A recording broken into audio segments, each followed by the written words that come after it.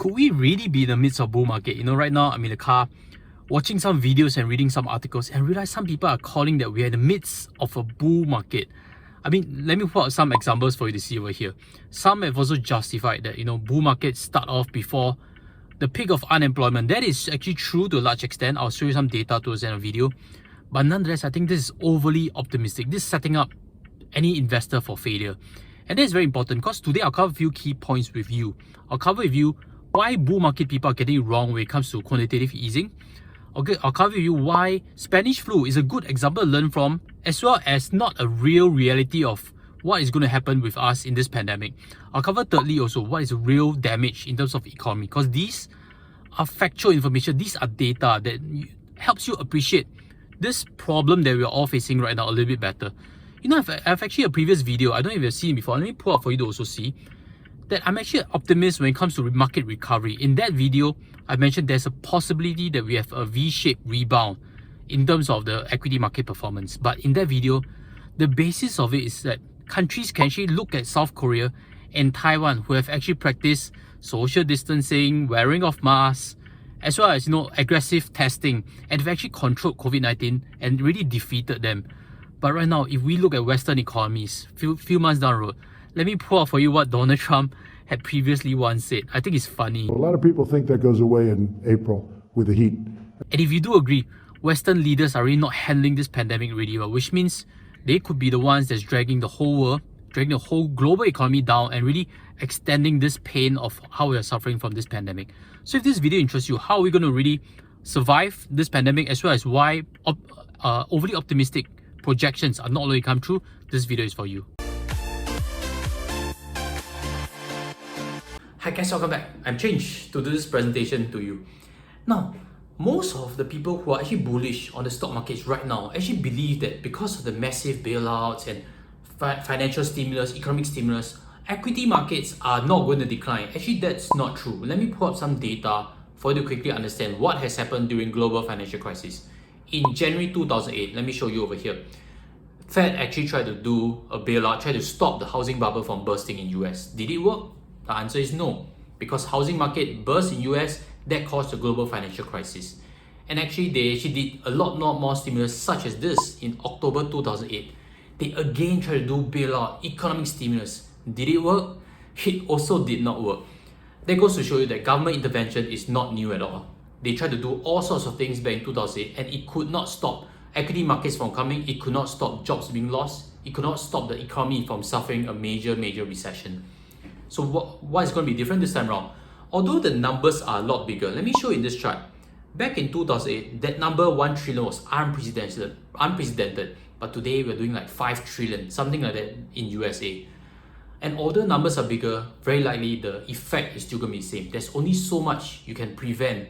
There's only so much you can do to save an economy and the stock market from declining if it has to.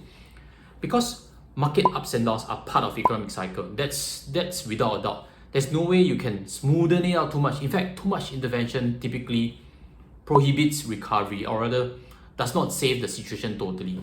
And actually I have something very interesting for Warren Buffett, because he has this a little bit sarcastic remark that I've actually found during his annual general meeting. Let me show it to you over here. And before that, he actually mentions that, you know, if we all could find prosperity just by printing money, it would be weird that we have only managed to discover this only in 2020. We have long been able to do all this prosperity work if printing money was simply the solution. So let's listen in.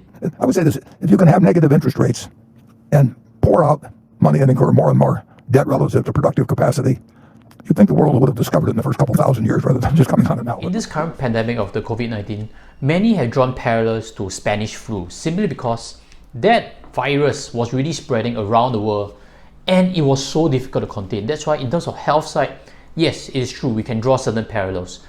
But the major problem comes with this. When we draw parallels in terms of health side, we draw parallels in terms of the stock market performance. And before you search too far, let me pull out for you to quickly see in this chart over here. You realize that the bottom is 18, but that's actually 1918, not 2018. At the bottom part, you realize that throughout this whole Spanish flu period, we actually saw equities in general doing relatively well. It actually had a minor bull market, you can say so. So some people feel maybe the Spanish flu is an indication that we can get through this health crisis pretty quickly and the asset prices like equities will increase. But there's a key difference.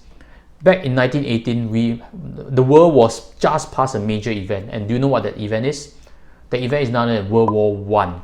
World War I, let me pull out for you to see, is from 1914 to 1918.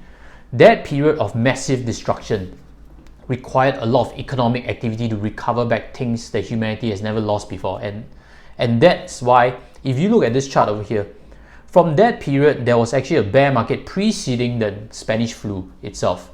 And you realize that in this chart, which I'll show you here, that decline preceded the going up of the stock market in Spanish flu. And it is not the same as what we're experiencing right now in equity markets. For the last 10 years, we have been seeing an equity bull market. We did not have a war. There's no major economic activity that's going to stimulate the economy past a health crisis. So that's a key point that you need to consider in terms of where we are different from the Spanish flu story. So now you understand why people are prematurely calling a bull market. I'll next move on to the next section to help understand what is going on in the global economy. Let me pull up this article for you to see over here. What they project is 1.6 billion jobs being lost around the world, simply because a lot are freelancer jobs, a lot are fringe jobs, which means these jobs will get terminated, and that this amount of population is looking for jobs, looking for income. This is unprecedented. When it was global financial crisis, it was a banking crisis.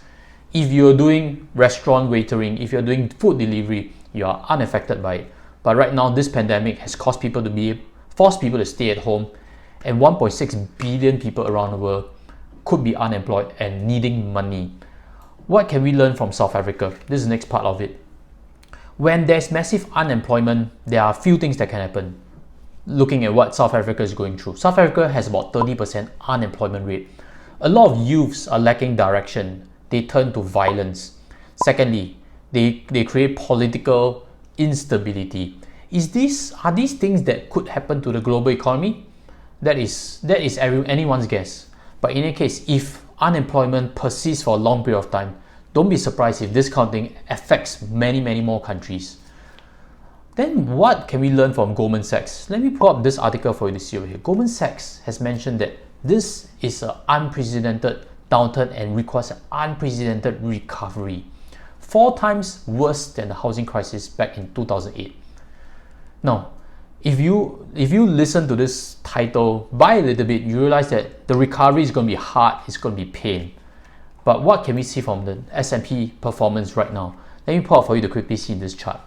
You realize that it's up by 5% on a 1-year basis. I designed this chart from a 1-year point of view to show you that right now S&P is higher by 5% versus 1 year back, which is June of 2019. How can that be logical in a lot of ways? Some key parts. We are in an unprecedented crisis, which means the risk political-wise as well as economic-wise are unprecedented.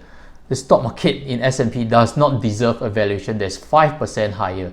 I think that's from a layman's perspective. It's very difficult to justify otherwise. Some people could justify it by this way. Some people are saying that, e-commerce companies like Amazon, Google, these companies are benefiting and they actually drag up the S&P, which is true. I've actually done before a previous video, which I'll show you over here and leave links below just in case you're curious about Amazon.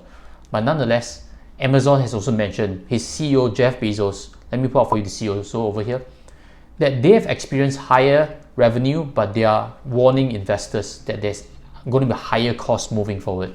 You need to provide for employees safety, you need to provide them gloves, you need to provide them masks, you need to provide them sanitizers. You need to space them out. You can't work at your full capacity that easily. There's going to be a lot of things that you need to slow down in order to make sure everybody is safe. Amazon is going to experience higher costs when they are bringing in higher revenue. That means profit margin, or rather profitability, is not going up. To an investor like you, profitability is all that matters. It doesn't mean revenue is going up, the economy is doing well, or company is doing well. Now let's touch on what to expect moving forward. And with that, I'd like to show you this chart over here. If we look at this chart, we realize the bottom right hand side, the big red bubble, is actually 22 million projected job losses in America itself. And what we can quickly understand is this number is 10 times more than all the previous crises, which means we really need to give special credit to the political risk, to the economic risk that's unprecedented. But also, before we get too pessimistic, I'd like to show you what I've highlighted in the top right hand corner.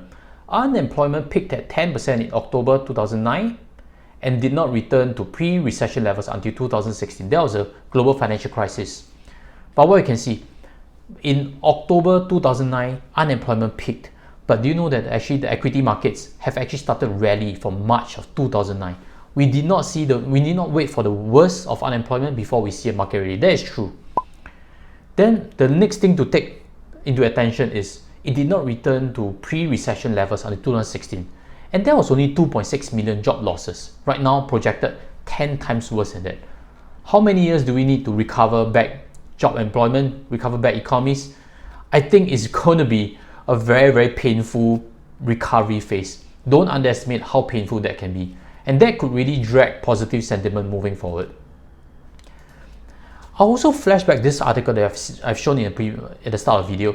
This has certain key points that I'd like to highlight, because right now it feels a lot more like we are fighting World War against an invisible virus rather than it being a Spanish flu. The equity markets might look like what is going to happen in World War, which means in the period declining during the World War I, stock markets, especially those who are high dividend and low volatility, actually saw much better performance. Those are safe sectors, essential sectors. Companies like Singtel are essential because they do not, require consumer spending that is discretionary.